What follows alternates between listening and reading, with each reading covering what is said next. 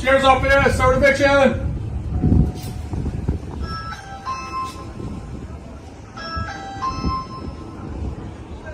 Sheriff's office, here to serve eviction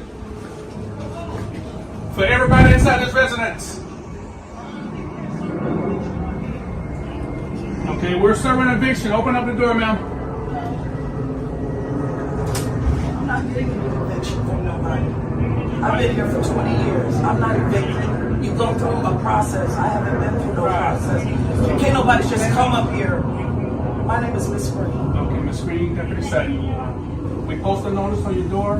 That's not, it said unknown. I'm a known person. I don't know what that means. Miss Green, is anybody else in there with you? My grandson is in here with me. Okay, how's your grandson? He's 19. 19. Okay. Why didn't you go to the courthouse when the notice was posted on the door? I'm not an unknown person. I'm Zoanne Green. I've been here for 20 years. They don't have no contracts with me to be doing nothing with anyone. So I don't know why they're here talking about they can evict me and all this stuff. So you go past foreclosure to evict to get the. Listen, this is a scam, and the bank is a scam. 100. Buckle up, guys. Today we are stepping into a situation that escalates fast. Right from the start, you see officers calmly announcing an eviction, but the homeowner immediately pushes back with confidence and disbelief. She's not confused. She's convinced the rules don't apply to her. That contrast between calm enforcement and absolute denial creates instant tension, pulling you straight into a clash that feels inevitable. The way she introduces herself and asserts ownership sets the tone early. There's no hesitation in her voice, only certainty. And that certainty is what makes this opening so gripping. You can already tell this isn't going to be a simple conversation. It's the beginning of a serious standoff. They don't have no jurisdiction over me. I'm indigenous to this land. This is my property. I've been here. That's why they can't touch me. Now this person comes over here talking about, oh, I just purchased this house from an auction with no paperwork in his hand. He just comes. I could have killed him. You don't come up to nobody's home talking about what you got. You ain't got nothing in your hand. You're just talking. Like, who the fuck does that? If I'm supposed to be evicted, my name is not unknown. Everybody knows it. The light bill has been in my name for 20 years. I have been here. This is my home. Okay, can't nobody buy somebody's home off from under them if they don't have no paperwork or no nothing. All right, guys, now things start heating up as the argument takes shape. She doubles down, calling everything a scam and insisting her long history in the home overrides any legal claim. You can hear the frustration building on both sides, but more importantly, you see a mindset that's completely locked in. This is where the narrative shifts from confusion to firm resistance, and neither side is backing off. The mention of the auction buyer adds another layer of conflict. Now it's not just about her versus the system, but also a new owner entering the picture. That makes the situation even more complicated. The tension here keeps rising steadily. Okay, That's not right. Ms. Green. So you can't evict me for nothing. Well, my question to you, Ms. Green, why didn't you go to the courthouse? Because the papers say unknown. I'm not an unknown. If you have something, I've been, all my neighbors know me. I'm part of the Neighborhood Watch. Why is my name not on any paperwork? Explain that to me. I'm not unknown. I'm very known. So I don't know what kind of eviction you're doing, but it's illegal, and you can't evict I'm me. doing a court order, ma'am. Well, I don't know what court order. What name is it under? It's under 3718. That's not a name. That's an address. All right, guys. This is where the real conflict becomes crystal clear. The officers explain the legal reality. This isn't about a name, it's about the property itself. But she refuses to even engage with that logic. Instead of understanding, she rejects the process entirely. This moment highlights the core issue. One side is operating on law, the other on belief, and that gap is only getting wider. Her refusal to even read the document shows how deep the disconnect is. It's no longer about misunderstanding, it's outright rejection. You can feel the frustration building in the officers as well. This is the turning point where resolution starts slipping away. While I'm here, and the court order was signed by the judge saying to do the eviction. For who? I'm just explaining to Okay, you. go ahead. It's for the property. No, you can't. You Really? telling me So you no, think you want can me to come read it? here and evict somebody off of a property and you don't even have their name? Okay. It doesn't require me to have a name. You want to read this portion? Are you fucking serious to Yes, me? ma'am. I'm gonna let you read this. I don't need to read none of that. I don't want to read it. It don't have nothing to do with me. It has to do with this property. It says This is my property under my name. You don't even have a name on the there. Spring So I'm not leaving my property. State of Florida, which we're in, to the Orange County Sheriff's Office, which county we're in. So you're gonna throw me out of my house right now? I have no choice, ma'am. This is what Really? the court says, yes. Y'all are come throw all my shit out there.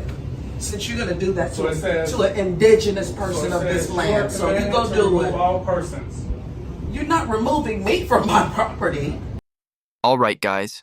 Now the situation reaches a boiling point. The officers make it clear: leave voluntarily or face arrest.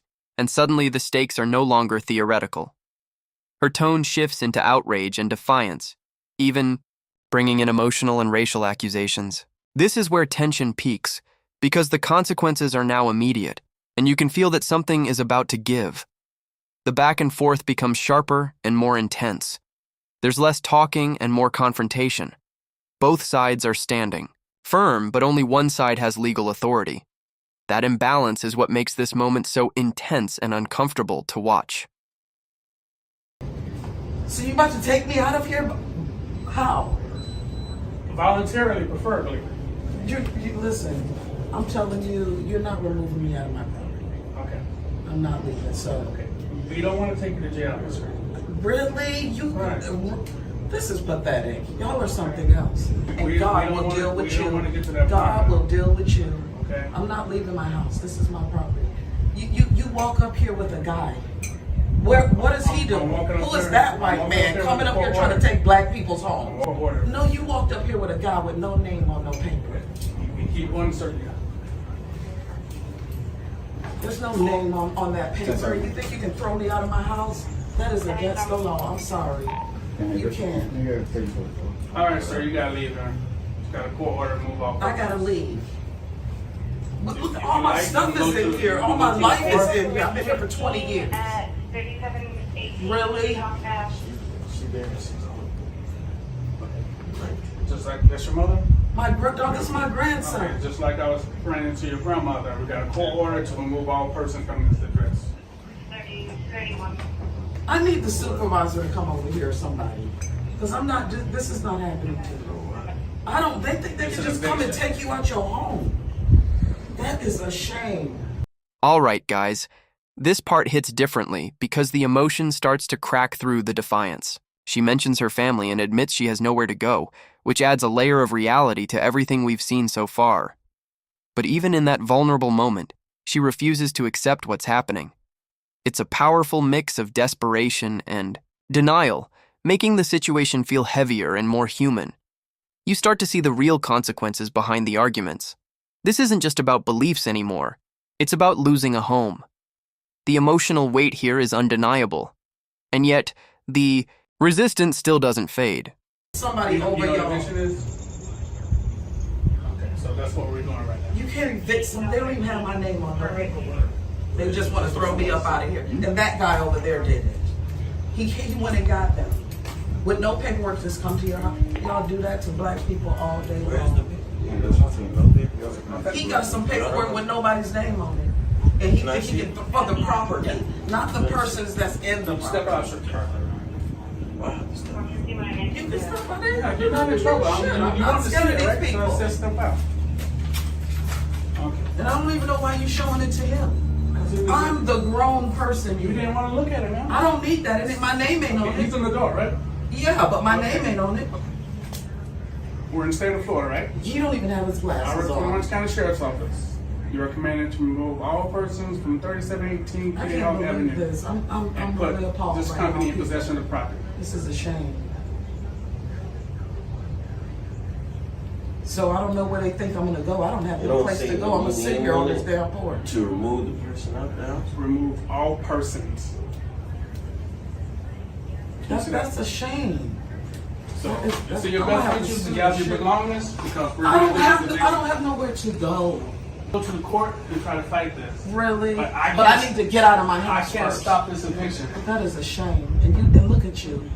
Yeah, we don't enjoy doing this. Yes, you But do. I have You authority to think do it. you're some, you think Okay, that so this is beautiful. This eviction is You going to love happen, to do- Screen. I'm not leaving my house. I'm not. I've been living here for 20 years. You want me to just up and leave because you came over here on my porch telling me what I got to do. My name ain't on nothing.